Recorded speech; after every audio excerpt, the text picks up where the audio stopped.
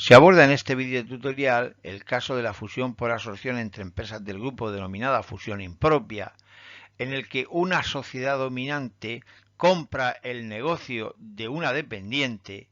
prevaleciendo la forma jurídica de la dominante, si bien con carácter previo a la fusión debe cumplirse el requisito de que precisamente la dominante tiene que tener adquirido la totalidad del capital social de la dependiente cuyo negocio ha comprado. En lo que se refiere a la regulación jurídica de las fusiones impropias, obviamente tiene ciertas singularidades por cuanto se parte de la premisa de que la sociedad dominante ya es propietaria de la sociedad dependiente. Y en ese sentido, el artículo 53 del Real Decreto Ley 5/2023 de modificaciones estructurales, que ha sustituido a la antigua ley sobre esta temática del año 2009, señala concretamente que no serán necesarios los siguientes requisitos. En primer lugar, en cuanto al proyecto de fusión, no hay que informar del tipo de canje y tampoco de la modalidad de entrega de las acciones, supuesto que nada hay que entregar a la sociedad absorbida, dado que la dominante ya es propietaria de ella. Asimismo, tampoco se debe de informar sobre la fecha de participación en las ganancias sociales y en ese mismo sentido se puede eludir la información relativa a la valoración de los activos y pasivos del patrimonio de la compañía que se transmite a la sociedad que resulta de la operación. En esta misma línea no se deberán de practicar los informes de administradores y expertos independientes sobre el proyecto de fusión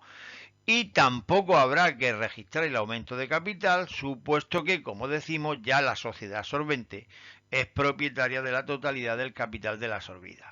Finalmente, no será necesaria, obviamente, la aprobación de la fusión por parte de la sociedad absorbida.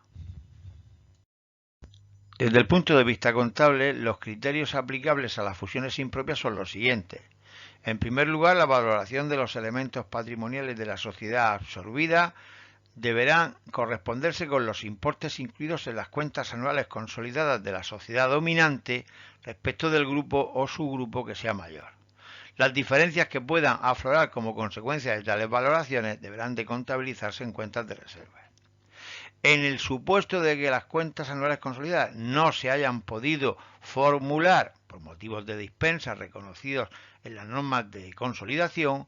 se tomarán como valores alternativamente los correspondientes a las cuentas anuales individuadas de la sociedad aportante. En cuanto a la fecha de efectos contables, generalmente será la del ejercicio en que se aprueba la fusión, salvo que alguna de las compañías se haya integrado en el grupo en el ejercicio en que se aprueba la fusión, tomándose en este caso como fecha de efectos contables la fecha de adquisición de la compañía que se ha incorporado en dicho periodo. Por último, en este caso de fusiones impropias, obviamente no procede el registro de ningún aumento de capital, dado que se parte de la premisa de que la sociedad dominante ya es propietaria de la totalidad del capital de la sociedad dependiente.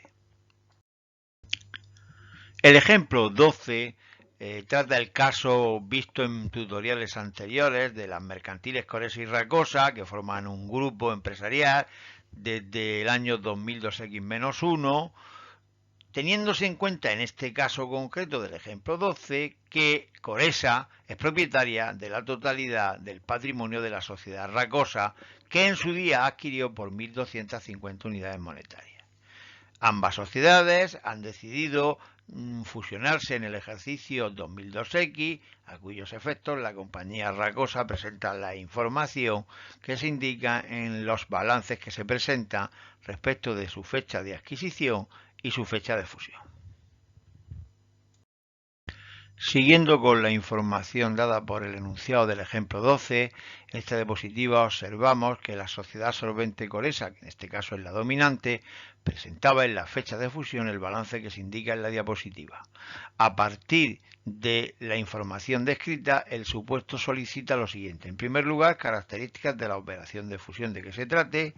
A continuación, el apartado B, el registro de la contabilidad de la fusión en los libros de la sociedad dominante Coresa, prescindiendo por simplicidad del efecto fiscal, y por último presentar el balance de la dominante Coresa después de haber realizado la operación de fusión.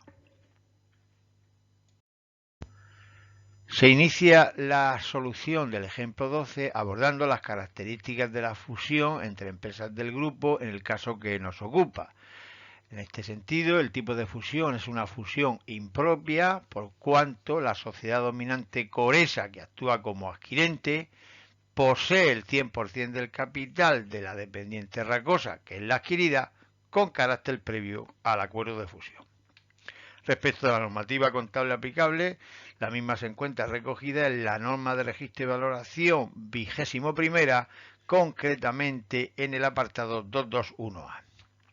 En lo que se refiere al valor del patrimonio de la dependiente Racosa, deberá de ser el correspondiente a las cuentas consolidadas del grupo. Finalmente, la fecha de efectos contables será la del ejercicio 2002X, es decir, el inicio de dicho ejercicio, dado que ambas compañías ya pertenecían al grupo en el momento de acordarse la fusión.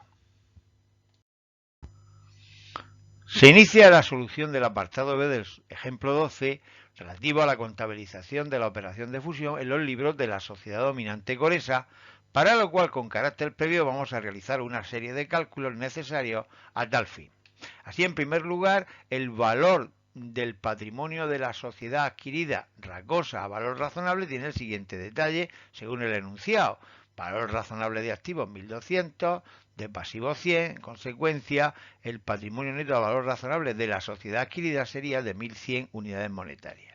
Por otra parte, el fondo de comercio en la fecha de adquisición tendría el siguiente detalle: valor del coste de la combinación según el enunciado, es decir, importe pagado por la dominante Coresa, 1.250 unidades monetarias, teniendo en cuenta que el patrimonio a valor razonable, según cálculos anteriores, de 1.100, se genera un fondo de comercio derivado de la adquisición de esta compañía de 150 unidades monetarias. A continuación deberíamos de calcular cuál sería el valor de la emisión a favor de los minoritarios de la sociedad adquirida Racosa, pero dado que en este caso se trata de una fusión impropia, no procede, como anteriormente comentábamos, determinar dicha emisión de capital, porque el capital de la sociedad Racosa es ya propiedad con carácter previo a la fusión de la dominante Coresa. Siguiendo con los cálculos necesarios para el registro contable de la operación de fusión en los libros de la dominante Coresa, se presenta a continuación el valor consolidado de la sociedad adquirida Racosa según el siguiente detalle. Valor contable de los activos en la fecha de fusión, 1.500 unidades monetarias. Plusvalías mantenidas desde la fecha de adquisición hasta la de fusión, 200 unidades monetarias. Valor del fondo de comercio neteado de amortización por 2 ejercicios, suponiendo una vida útil de 10 años según la legislación contable vigente, 120 unidades monetarias. Valor contable de los pasivos en la fecha de fusión, 100 unidades monetarias, de donde se deduce que el valor consolidado de la dependiente Racosa se eleva a 1.720 unidades monetarias. Partiendo de esta cifra, se reconoce inicialmente un pasivo a los socios de la sociedad que se va a disolver Racosa de 1.720 unidades monetarias, de donde deducimos 100 unidades monetarias de resultado que se integrará junto con el de la dominante Coresa, de donde queda un pasivo neto de 1.620 unidades monetarias.